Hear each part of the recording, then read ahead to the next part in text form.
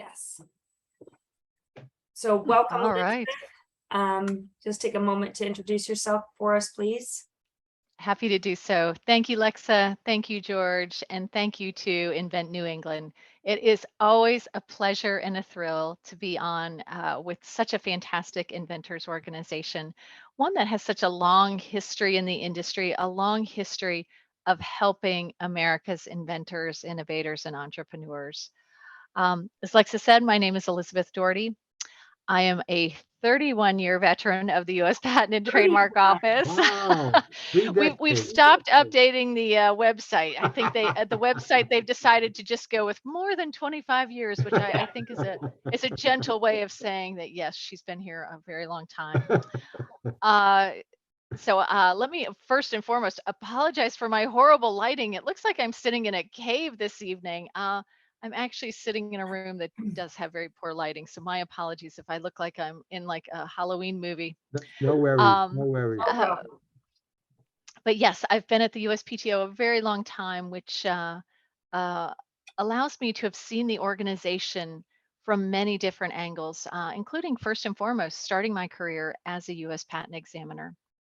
I worked in a mechanical electrical area of torque transducers, pressure transducers, fluid flow meters, meteorological devices, a very diverse technology art area, which really helped to set my foundation in the US Patent and Trademark Office because I truly appreciate and understand the role of a US patent examiner, which today, we have over 8,000 engineers and scientists who are doing the work of patent examining. And I think that's probably one of the things we'll talk about today, because I know there's a lot of lack of insight or lack of information as to what happens once your patent application is received inside the office. And I'm happy to walk through that process to try and demystify the process, to give some insights, to give some expert tips, ways to be successful or ways to navigate that process, because we never want that process for you, the inventor, to feel like combat. We always want it to feel like a process of communication and collaboration. So anything we can do to help in that process. I've also served as a legal advisor at the office, writing the rules of practice in helping train both our patent examiners and our legal, our lawyers who are also out there in private practice looking to help you as you seek to protect your invention. I'm fortunate that in my current role, I serve as the Eastern Regional Outreach Director, which is really just a long way of saying that my team and I help people. And we specifically work with stakeholders that are located in the 17 states of the East Coast. So from Maine to Florida and including the District of Columbia and Puerto Rico. And we do this by both having direct stakeholder conversations, meeting with inventors just like yourselves, meeting with small businesses, large industry, legal organizations to get feedback about the products and services of the USPTO, but then also to look for collaborative opportunities like this evening to share information and to have that back and forth about protecting intellectual property. Why is it important? How does one do it? How does one do it successfully? So again, I'm super excited to be on with Invent New England and back with this delightful audience and to be back on with Alexa and George, who I know are doing so much in the New England area to make sure that you all have the resources that you need in connecting you with great speakers and experts across the innovation ecosystem. So it's a pleasure to be here and happy to jump right into questions. I know, Lexa, you've got some questions that you want to pose, and then we'll get to audience questions. Yeah. I should also give a quick shout out that my colleague Tamika is on in the background. So if you're monitoring your chat, my colleague Tamika is going to be placing some links in the chat, links that pertain to some of the things that we're talking about this evening, Great. some places for you to find information on the USPTO website. So those will be coming on throughout the evening. Thanks, Tamika. Elizabeth, thank you very much for all that. I really appreciate it. I was just telling, before everyone knows, I've known Elizabeth since 2008, since I thought they had made the wrong call when they called me about speaking at the patent office. I thought they were trying to call someone else, and somebody was playing a joke on me, but I can tell you that the highlight of my certainly career, 2008 and 2010, coming down to the patent office to speak to other independent inventors. I still tell people that, and it was really quite a thrill. I want to jump right in here. We get a lot of questions about the workings of the USPTO. I have to tell you that, your invitation in May, I believe it was, to come into Boston to meet with the director, Vidal. I was very impressed by certainly her and your team putting everything together. I know the challenges that was because you had to move it quickly We from, did. I think, the Boston Law Society or something to Yes. Dana-Farber. Yes, Um, but we were so grateful, George, that you could be on and provide the voice of the inventor, because that's a voice that we never want to overlook, that we always want to be cognizant of the experience of the individual inventor, what your challenges are, and how the USPTO can better serve you and the inventor community. So it was so important to have you there, George, and I'm so grateful that you were able to be there with us. it certainly helps Lexer and I, and now that um, our New England group is more connected with other groups around the country. I know you're the Eastern Regional Director. You have helped us forward us to other directors around the country, different ones to help out inventors locally. And as the UIA has done a lot more work, Lexa doing a lot with their website. I just want everybody to know that there's probably not been a time that I can remember that there's so much positive information out there for inventors to go by and not to be waylaid by some of the bad actors in our group. So as some of you know, we did the gold seal organization. So at least inventors would know that we all, we have signed, documents that we abide by, how we assist inventors and what resources we can pass on from the USPTO and vice versa to get information to you. So everybody thinks, Elizabeth, that the patent office sometimes is a little bit daunting to deal with. I can appreciate that, George. I Yeah, certainly can. but I have to say that being able to get the message out to local groups about the really in-depth information you can get from the USPTO, or at least direct you into other places to find it. That's what I find that as our local groups can do. I don't want to say be an extension of the USPTO, but USPTO is the place to go. That's it. Somebody wants protection, they got to start there. And from independent inventors like most of us here tonight to Google have to go through the Sure. USPTO, so. Indeed, we are the the only game in town, so to Yeah, speak. But with that, it doesn't allow us to rest on our laurels. Right. We constantly work as an agency to improve our products and services, to bring out new programs and initiatives, to update our website. I have to tell you, our website, which is one of our strongest public engagement tools, is constantly undergoing revision, such that people can find information and find it more quickly. Director Vidal is certainly leading the charge with coming out with new programs and initiatives and ways in which to help a diversity of applicants and people entering the system and helping them to navigate it most successfully. The roundtable that you participated in is just one example of how she is working fast and furiously to connect with the communities, having listening sessions, and even doing that internally with the U.S. Patent and Trademark Office employees to make sure that all voices are being heard. Well, to that end, we were speaking earlier, in terms of actionable kind of things that the people on this call here can do.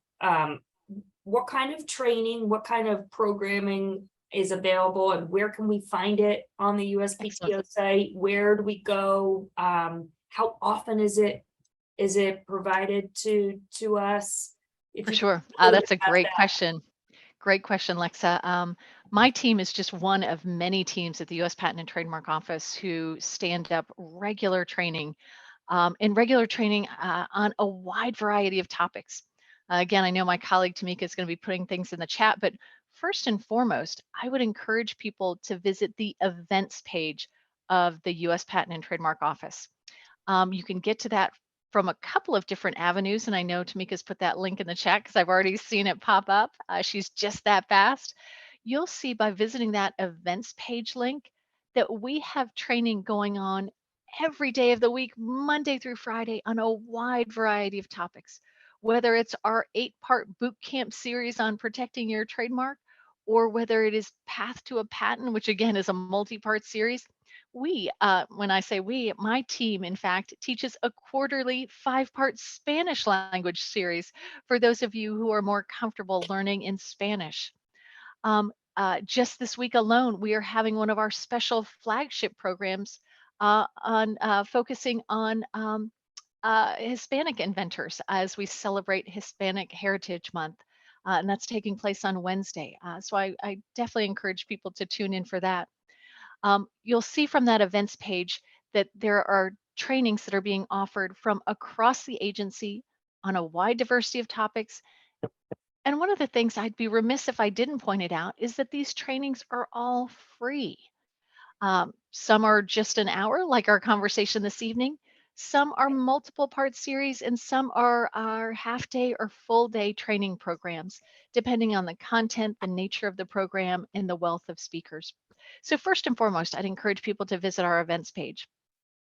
We also have rebranded some training that we were previously offering that's really focused on the patent examination process and elements of patent examining, including how to file using the new, how to search using the new PPUB system, how to use Patent Center, which is a valuable tool for those who are filing an application.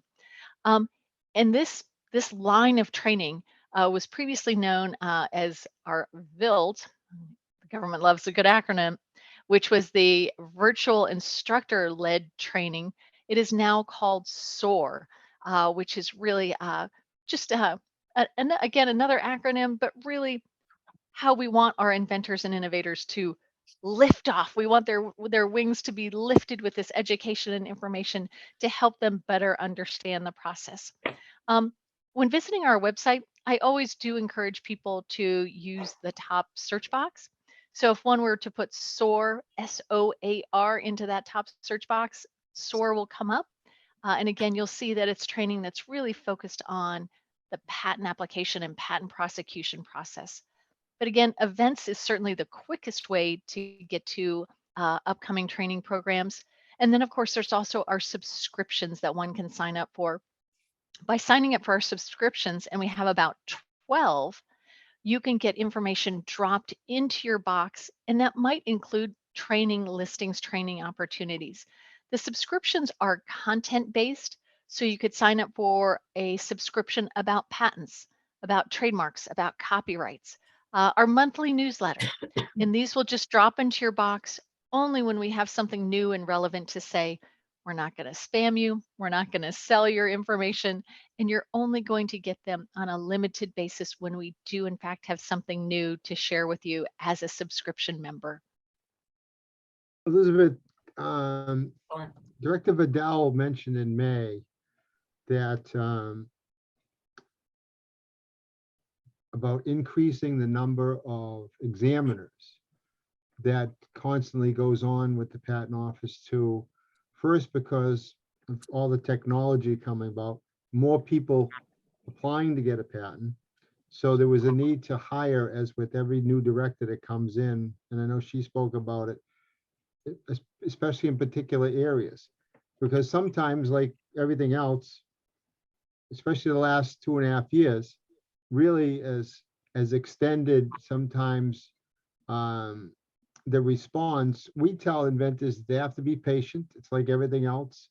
You want someone really to take their time with your application. You don't want them to gloss over it and not give it the proper read. So just so they just say a little, timelines.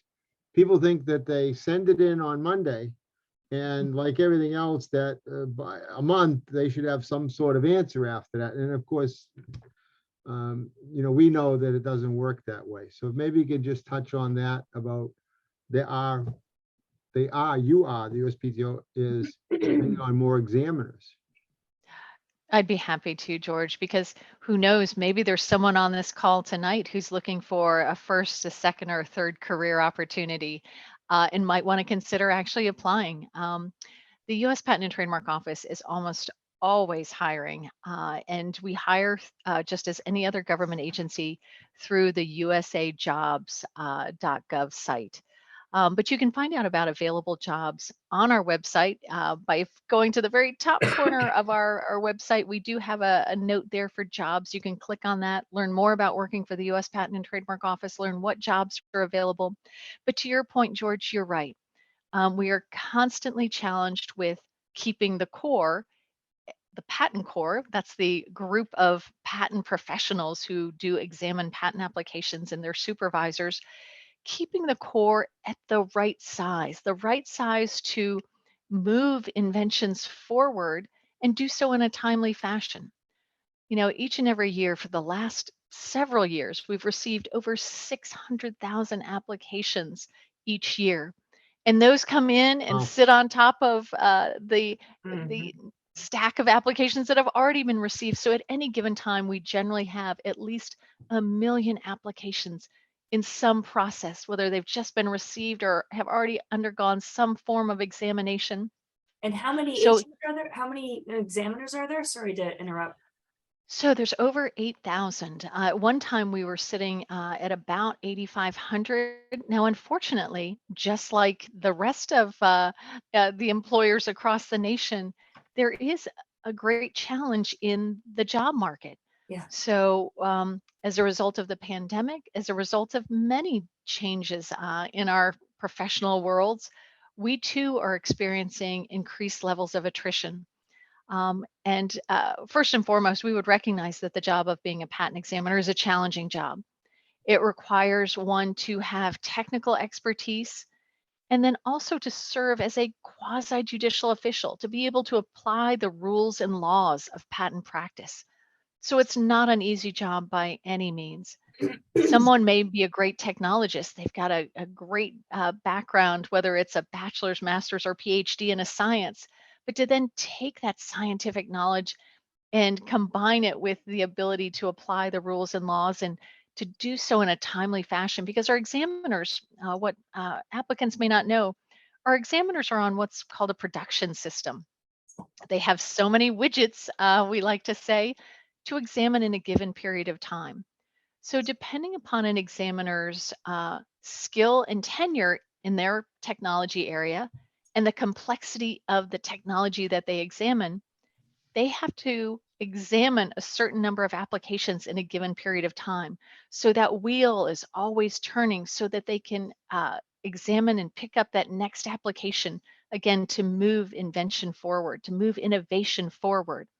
So it's a daunting process because just as the inventor is waiting for that response, the examiner is charged with getting that response out. So it's a heavy and a difficult responsibility, Yeah. but it's really a remarkable job to have. Serving your country, serving the inventors and innovators of America and our world.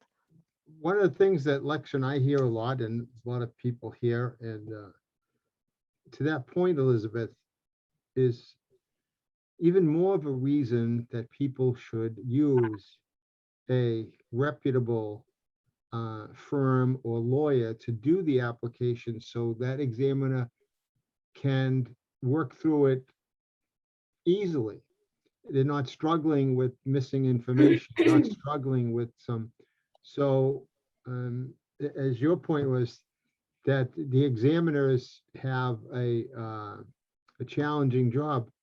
Don't make it harder for them by leaving out things on your application. Use a professional to help you to do all that, because So, that increases your, well, and I can't say it increases your likelihood to be awarded a patent, but it increases the likelihood that they can get through your application thoroughly because it's done the right way, it's set up the right way. It's, so I wanted to mention that to people because we sometimes hear people, they want to use some resources that don't fully give them the full kind of weight of really good legal advice when Mhm. doing their application, things like that. Some of the boilerplate places out Sure. there that you can, send us a few $100s and we'll file a patent for you, and it's kind of worthless from there. So, George, you make a really great point. And of course, the laws do not require that our applicants use the assistance of a patent attorney or patent agent. And some people do it very successfully on their own without the assistance of an attorney or agent. I would say where I've seen that done most successfully is our prolific inventors where they've been through the process time and time again and they've learned from experience, particularly for those individuals who are filing that first application. I'm with you that I strongly recommend yeah, using an attorney or agent, and it's only going to help the process go more smoothly. yeah, Because there is the complexities of our patent laws and our patent rules. There's so many formalistic elements of the application that are necessary for that full disclosure, that adequate disclosure of an invention, that there's a lot of places for a novice inventor, a novice applicant to get caught up, to miss an element. And by doing so, it can extenuate the process. Yeah. It can extend the process such that it becomes just too challenging.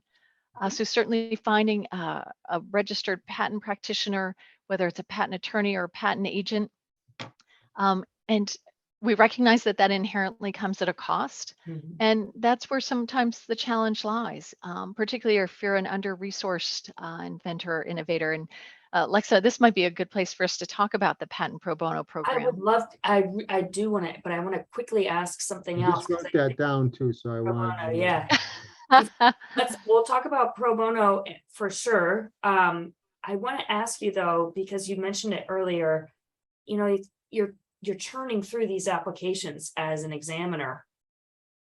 How does an independent inventor really differentiate him or herself apart from just the application?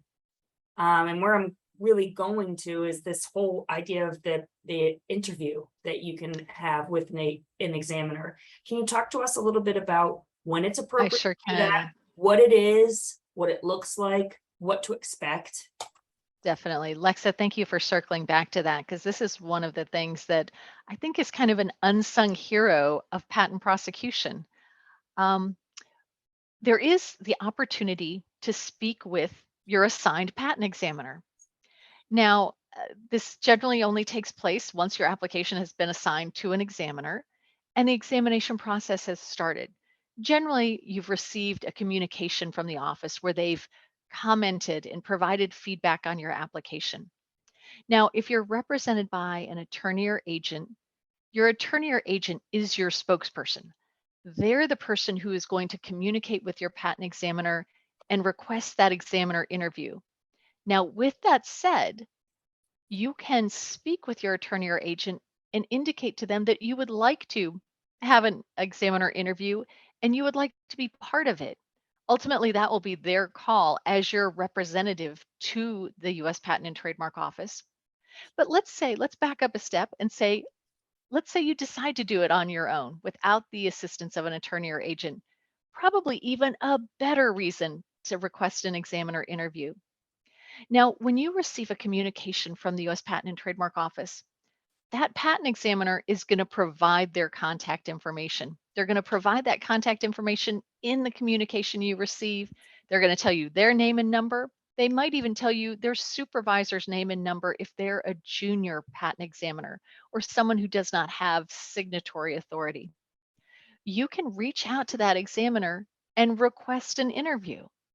Now, we also have a applicant initiated request form or the AIR form that can be used, but you can also just call them up and say that you'd like to have an interview.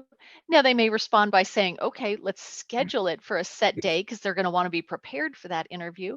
Or they might be willing to have an interview right there and then on the spot. It just depends because they do try and docket their time such that they get to the applications they're required to get to. But these interviews are a great way for there to be a meeting of the minds.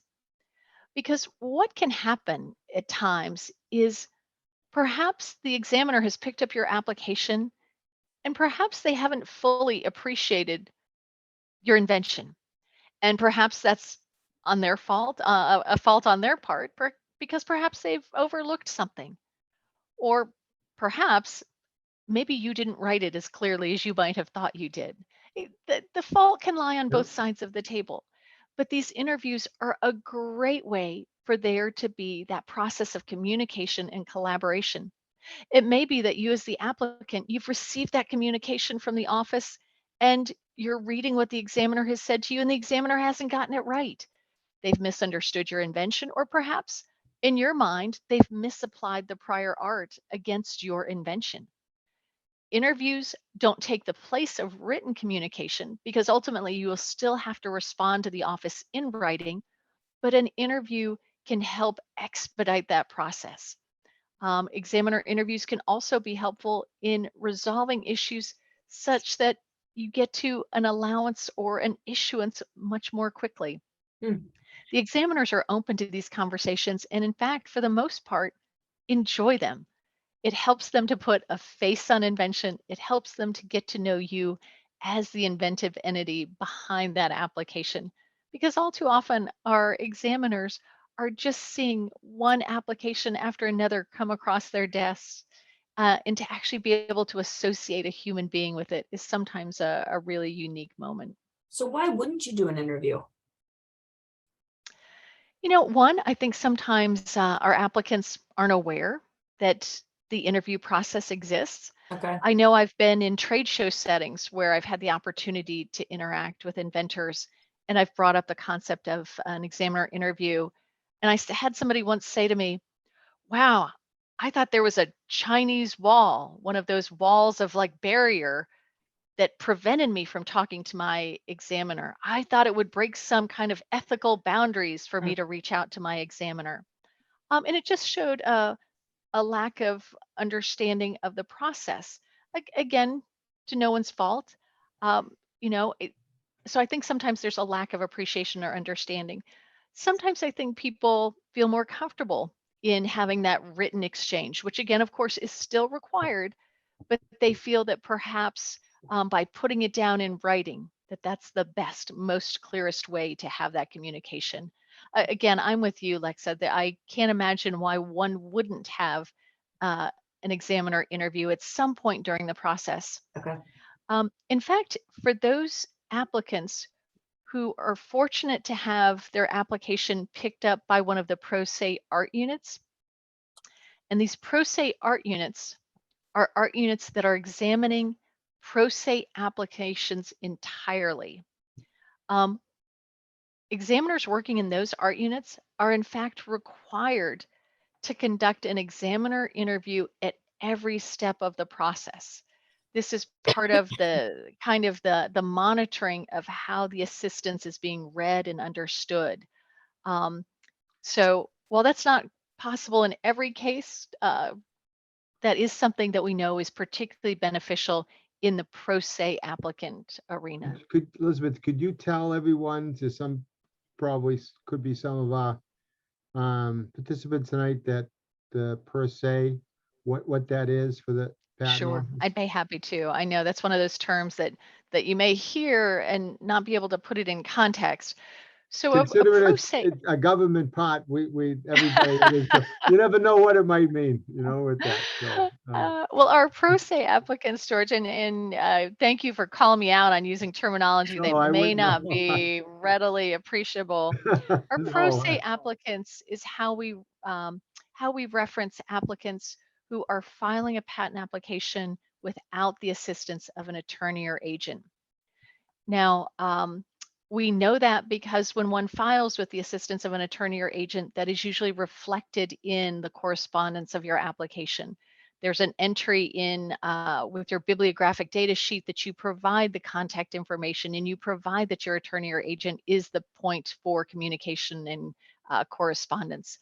Now, that's not always filed right at filing. Sometimes that's filed a little bit afterwards with a power of attorney, but we recognize that our pro se applicants are less than 10% of the applicants in the patent system. Now, interestingly enough, talking about our pro se applicants, a huge majority of our trademark applications come in from pro se applicants. So trademarks are a little bit different in that fact. And perhaps it's just the additional complexities of filing a patent application versus the trademark application that makes it much more so that the legal assistance is generally strongly encouraged on the side of patents. So when you said, Elizabeth, about,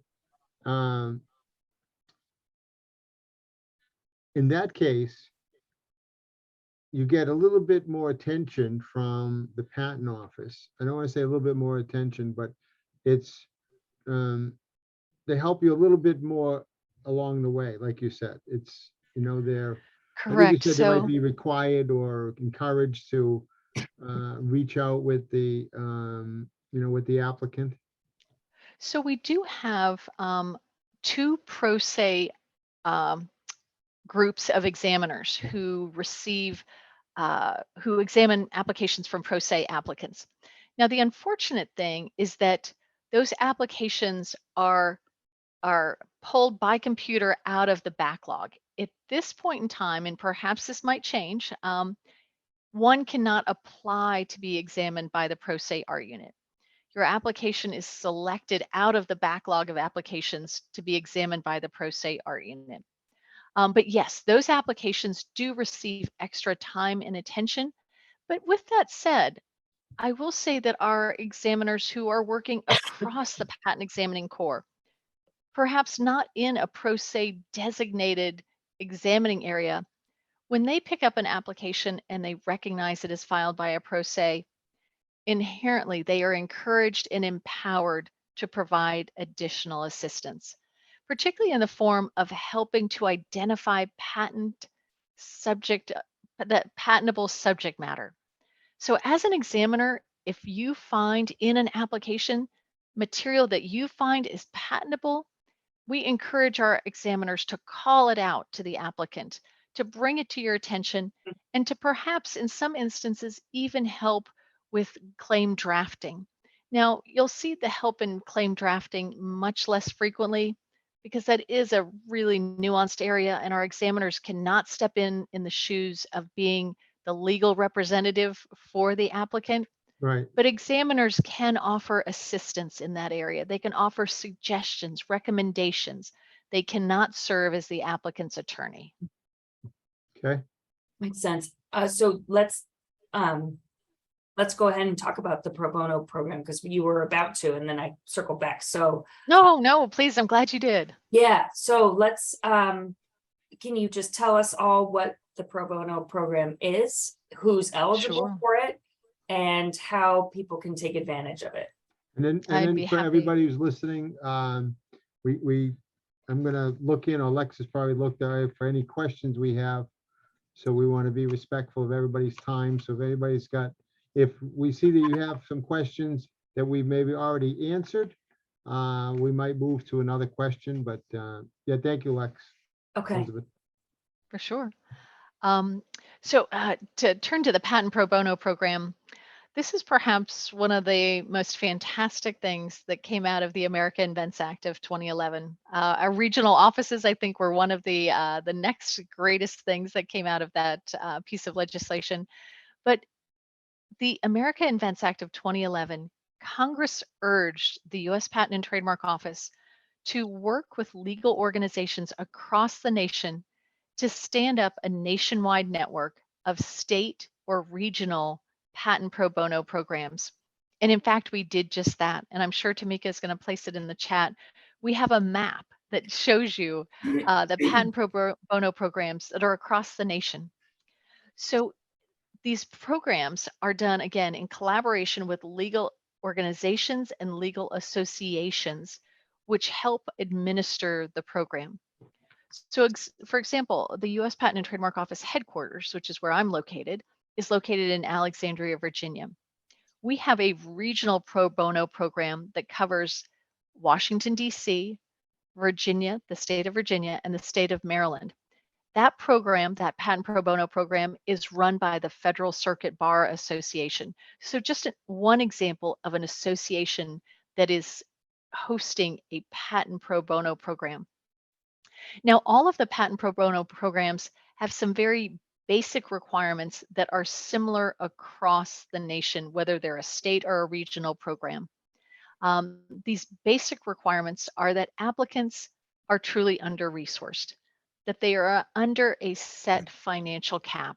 And you can find that in the resources that Tamika is providing there in the chat. So one must be under a certain financial income. And that's because in part, these resources are somewhat limited. There's a limited number of attorneys participating in the patent pro bono program. So there's a limited number of opportunities for assistance.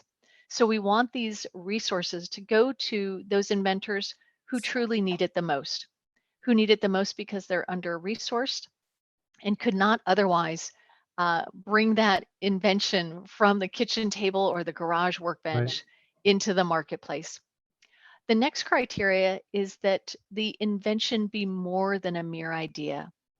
And when I say that, it must be more than just a mere concept. The applicant must be in such possession of their invention that they really are ready to file that patent application. The example I always use when teaching of being more than a mere idea is that I have an idea, and my idea is that I'd like to create a time machine. Now, do I have an idea or do I have an invention? I have an idea. Could I file a patent application on my time machine? Not whatsoever. I don't have the technical competency, accuracy, information such that I could write a patent application that discloses my invention with such specificity that others could make or use my invention. So I only have a mere idea. So my idea would not make me eligible for the patent pro bono program. The third basic requirement is that people have to have, we like to say, some skin in the game, meaning that they know what they're getting themselves into. We want people to truly appreciate that they are seeking a patent and that they are seeking a patent that they're then going to use to perhaps create a business, create jobs, invest and create wealth in our economy. So the way one shows that you have an appreciation of what you're undertaking, the appreciation that you are going to take advantage of these resources, is that you have either filed a provisional patent application on your own prior to coming to the program, or that you've participated and taken an online class available on our website. So those are the basic criteria. Now, some states or regional programs offer some flexibility in those requirements. Some follow them more to the letter of the law. I will also point out that for the most part, people do take advantage of the state or regional program in the state in which they live or the endeavor that they're undertaking is located. There are some state and regional programs that will take individuals from outside of their state. Perhaps if their program is under-enrolled, they don't have enough inventors who are looking to participate. So if you get turned down by your state or regional program, don't hesitate to look at some of the others that are located across the nation, because they may be looking for inventors like you who need that help. That's an excellent point. Yeah, I was wondering about that. Yeah, I would think that if I was in Boston area, I'd have to go keep it someplace in Boston to get help. But if they, yeah, that's an excellent point. Elizabeth, are there any statistics around patents that were issued to inventors who took advantage of the pro bono patent? Are you more likely to get your patent issued if you take advantage of that program? same? Alexa, that's a great question. And I have to admit, I don't have any statistics right at my fingertips about the patent pro bono program. And I really should, because they have helped a number of individuals across the nation. I once heard anecdotally a story about an inventor in California who used the California Lawyers for the Arts patent pro bono program. This individual, at the time when they applied for the patent pro bono assistance in California, was living in their car. Mm. You talk about challenges in filing a patent Mhm. application. Yeah, This individual probably did not have access, except perhaps through a public library, to the means to even file an application, let alone the assistance necessary to file one with the level of specificity that's required. I should also mention kind of a corollary to the patent pro bono program is we do also have something called the Law School Clinic Program. And this you can also find on our website, and I'm sure you're going to see it in a chat here just in a moment. It's a program where law schools across the nation, not each and every law school, but a lot of law schools, are providing clinic experiences for law school students to help them to learn to be that next generation of patent or trademark practitioner. Mm. These students in law school are supervised by a professor in their clinic. That professor is oftentimes a registered practitioner, patent practitioner, or patent agent, or maybe somebody from outside of the school who also helps to supervise that clinic. These clinics offer assistance for patent filings and in some instances for trademark filings. Mm. As you can find on our website, we have a map of law schools that are participating, and the map very clearly points out which schools are participating in the area of patents or trademarks, or perhaps in both. And it's really a win-win situation in that, again, it helps to grow that next generation of patent and trademark practitioner while also providing, again, free and reduced cost legal services. I think it's important to point out that both with the patent pro bono program and the law school clinic program, that it is important to note that while one would be receiving free or reduced cost legal services, the applicant in those instances will still have to pay the fees to the US Patent and Trademark Office. What one is getting for free through the patent pro bono program or their law school clinic program is free legal assistance. The right. fees to the office are still required by the applicant. The state and regional programs do not have the financial ability to pay those fees on behalf of the applicants, unfortunately. Um, that's an excellent point, Elizabeth. And I wanted to pick up when you said before we get to the questions, if um, if you are able to get that information to us, that'd be something that we could spread to our groups around the country about, Certainly. look, if you use this, if you go through the pro bono, there are people that have had success with it. It's not like you're being cast off and there's not any chance of it ever happening. But they're actually success stories, and we'd be happy to For share it sure. on Invent New England Thank to you for that. prove the point, and we'll do it with our groups around the country, because I think that's very, you always wanted to have people saying that because they're getting a particular service and they're not, I don't want to say not paying for it, but it might be less of a service. And that's not the case, because there have been success stories, Mhm. just like if they went through the regular process. Well, and to your point, George, I think it's important to note that, again, because one's getting free legal services, they're not of lesser quality.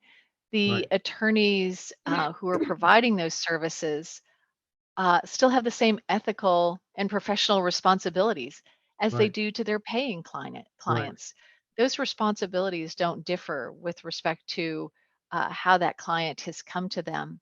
I should also point out the law school clinic program, uh, not all of those programs have the same financial cap that our patent pro bono program has. Hmm. So another thing to keep in mind for our applicants is if you're turned down by a patent pro bono program because perhaps your income is over the cap, it might be worth checking out one of the law school clinic programs because sometimes, again, they don't have that same financial cap.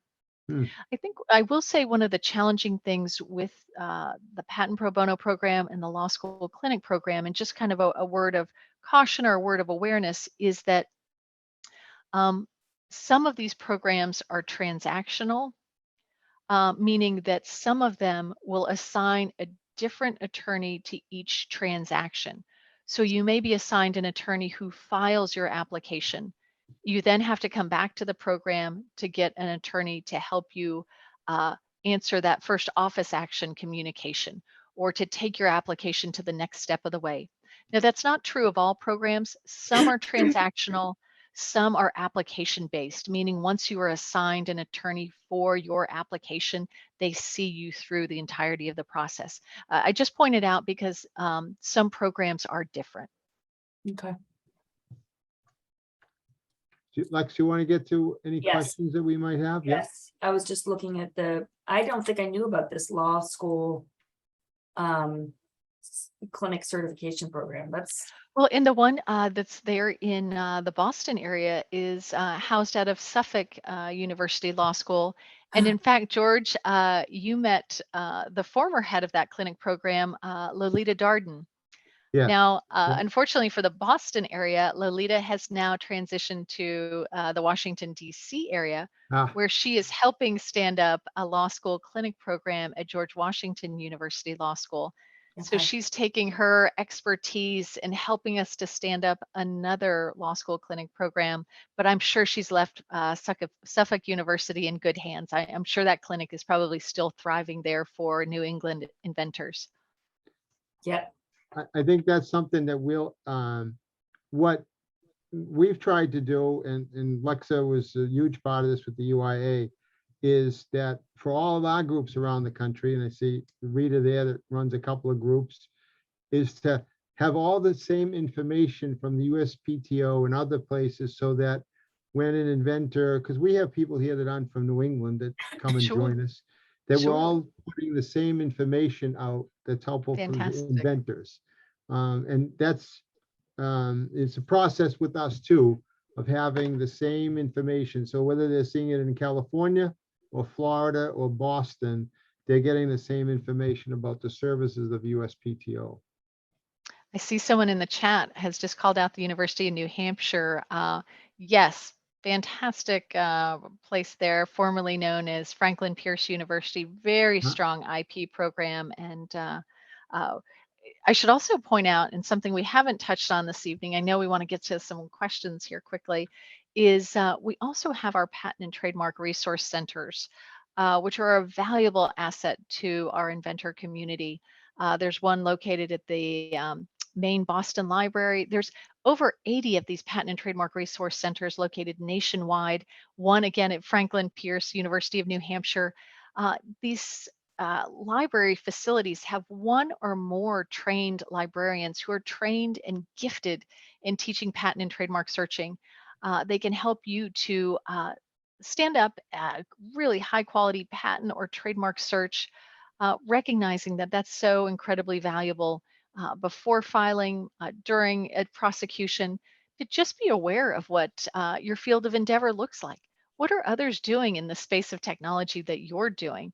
Again, perhaps your idea is so great that someone's already thought of it. So to conduct a high quality patent search while not required by law, strongly encouraged. And these PTRCs are a great place to get get some assistance in doing so. Cool. I'm looking at questions. First question is about trademarks. Is a trademark a shorter time after applying or to get it issued or even examined? Or should you expect it to take over a year like patents do? You know, that's an interesting question. So trademarks traditionally, the pendency of a trademark application for years has been 3 or 4 or 5 months. the entirety of, the initial part of the process, but certainly under a year in its entirety.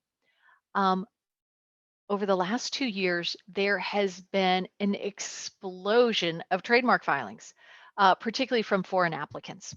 So trademark applications are experiencing a more substantial backlog than they have ever seen. Now, with that said, the pendency of a trademark application is still under a year, but it's certainly more than our commissioner for trademarks would like, and certainly one that our trademark practitioners are giving us an earful about.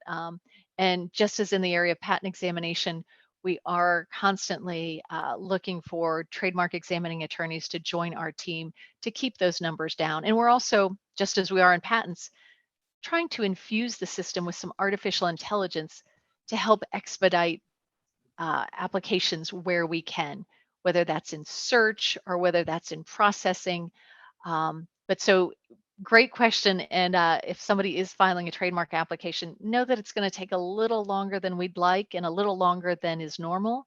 But we're certainly aware of the issue. And again, it's because we're receiving now nearly 1 million trademark applications a year, which is just a huge uptick in filings. What I would love to understand what that's attributed to.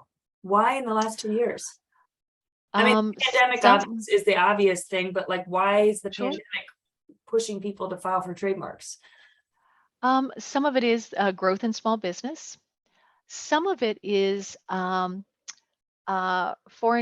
countries which are incentivizing their citizens to file both patents and trademarks, but particularly in the area of trademarks. In the US? Correct. Okay, I won't take up that. That's really interesting though. And it would be interesting to understand, yes, like which countries are doing it. Is it Asia? Is it Europe? And what kind of incentives are they offering, and what the underlying motive is? We're seeing a large portion of them coming in from China. Yes, I had expected that. Shocking. Yeah. Shocking that would be the case. I suspect that, like anything else related to business or big government, that they're just trying to lay a base for being able to possess the trademark, even though that they might not be pursuing anything with it. Yeah, exactly. But they're lining it up for future endeavors, or doing little close to, I just speculating here, getting close to knockoff of other trademarks and things like that could be out there, and getting ones close by. But that's only a lonely inventor from north of Boston's opinion here. But I like. We respect your opinion, George. Yeah, well, it's, I want to let everybody know too that if we wanted to try something new tonight, and Lex, I want to just say I just thought of it, so I didn't leave you out of the loop. When we have questions that we are left hanging, I'd like everybody to know that they could email them to me, and that we'll try to get them to Elizabeth or to her staff, Certainly, or have Elizabeth let us know about where we could for sure, let people get that answer, because sometimes we don't get to everybody's question. We feel bad, and it might be, and we'd like to get it right to you, so it can be answered by you or your staff, correctly. So I want to let everybody know that we didn't forget you out there. We want to respect everybody's time.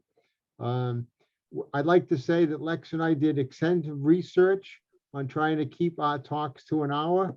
It really wasn't. It came out that a couple of people said, hey, that went by really fast. And we went, well, that's good.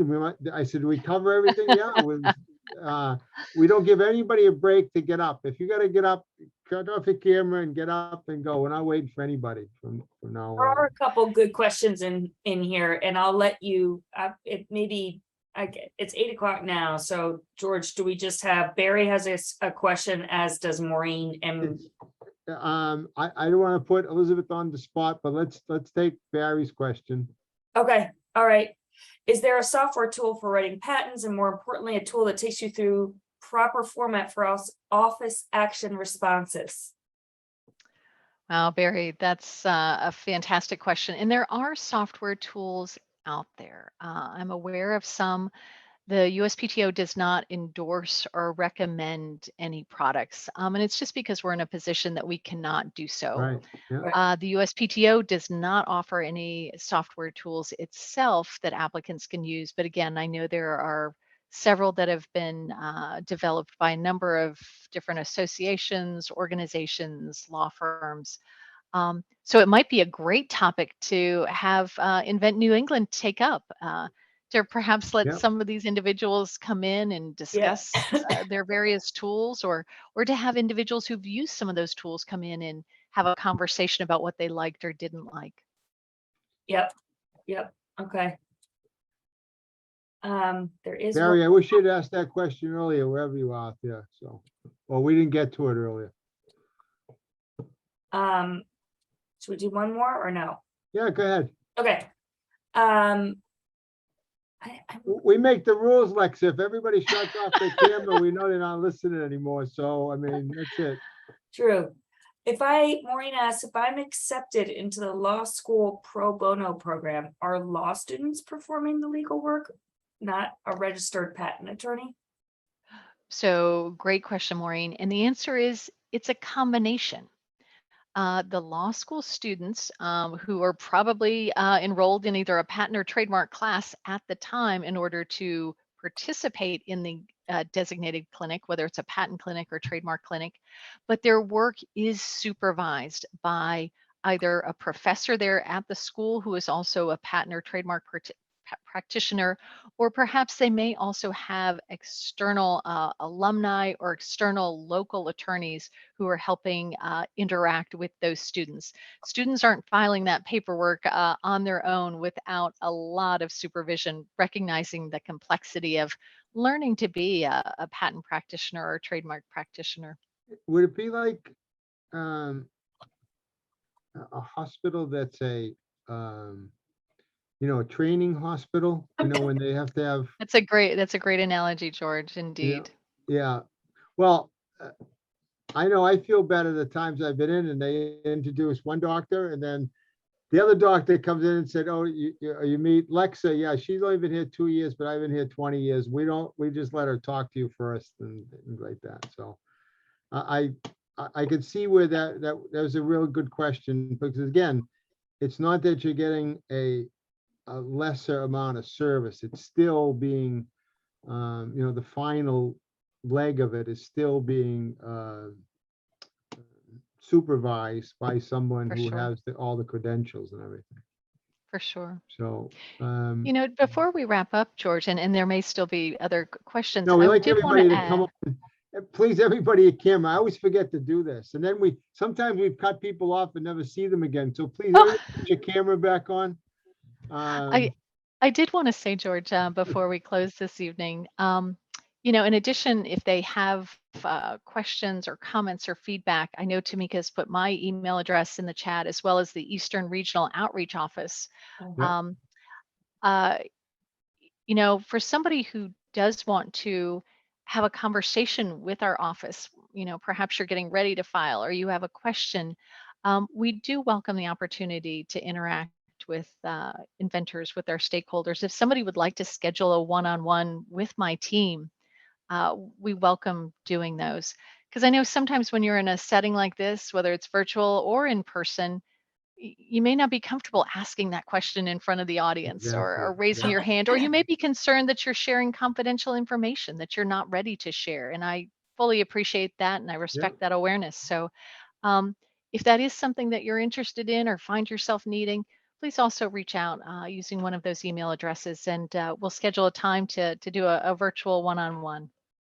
Well, thank Thank you. you, Elizabeth. As always, great information, Elizabeth. And I tell you, Tamika was like, you guys Rapid must have fire. you must have practiced this Amazing. a few times, because she was right on it with what was She's coming out. very, very good. I don't know if I'll be able to perform that level of expertise for Lexa when we're doing things and putting things up there on I can time. answer that question right now. Yeah, I think that ship has sailed. So what we wanted to also is, again, thank you both for your time this evening. Certainly. Happy to be Um, here. Yeah, it's, you do an incredible job for a lot of people on the eastern, in the eastern regional, Elizabeth. We hope to have a much larger event in April of next year. Fantastic. And certainly we'd like to invite you up to the Boston area for it. Would love to. We'll be sending out information just after the first of the year. Lex and I have been working on it with some other friends here, with Rita and some other people that helped us out on the last one. It was very successful that we had at Excellent. the University of Lowell Innovation Hub, where we house the Invent New England group. Well, we look forward to the opportunity. We will keep an Yeah. eye out for that invitation and look forward to participating with you in person. I do want to give a quick shout out because I know you have interacted with them, George, and perhaps Lexa has as well. The Boston Patent Law Association and their Invented Here awards ceremony. I hope some of your inventors are being nominated to be recognized. I know that ceremony is coming up November 9th, and while I can't say with 100% certainty, I think there's a good chance that our director, Kathy Vidal, is going to be the keynote speaker at that event. So if anyone wants to come out, it's an event hosted annually by the Boston Patent Law Association. It's called Invented Here, and it's an opportunity to celebrate some of the remarkable inventors and their inventions in the New England community. So I hope to see some of your folks there. Yeah, thank you very much for that. We'll make sure that we get that up on I'll our put that up website. right here. It's in the chat. Tamika, I beat you. It's like, be quiet. You got Yeah, one yeah, link. yeah. I had 20. Yeah, All yeah. right. Well, thank you so much, Elizabeth. Good night, everyone. I'll put this You're up on welcome. the website like I do all the other chat interviews, and just look for it on the Invent New England website. Fantastic. Good night, everyone. Good Be night. Good night, well. everyone. Thanks again. Rita, thank you. Thank you. Rita, can you Yes, stay so on for nice one to see you, second? Rita. Yeah, Rita, I want to, Elizabeth, Rita's gonna be in touch with you. Okay. Great opportunity for the USPTO too, with a new radio program that she's starting. Wonderful. Invent America. So Excellent. she was doing that this evening. That's why she was a little late to our thing. But I'll let you guys offline talk about that, because I think we want to take all our groups, Elizabeth, as you know, and just kind of take the edge off people of trying to communicate with the USPTO. You know, that's what our goal is, to keep doing Thank that, you. to show that it can be daunting, but there's so many resources out there that people don't have to For do it sure. alone anymore. They really don't For have sure. to do it alone. So, thank you, Well, everyone. thank you for that. Good Have a night. great night. Thank you, Good night, Elizabeth. guys. Thank I'll you, get in George. touch. I'll get in Thank touch you. with You're welcome. Elizabeth later. You're welcome. Bye. Bye-bye.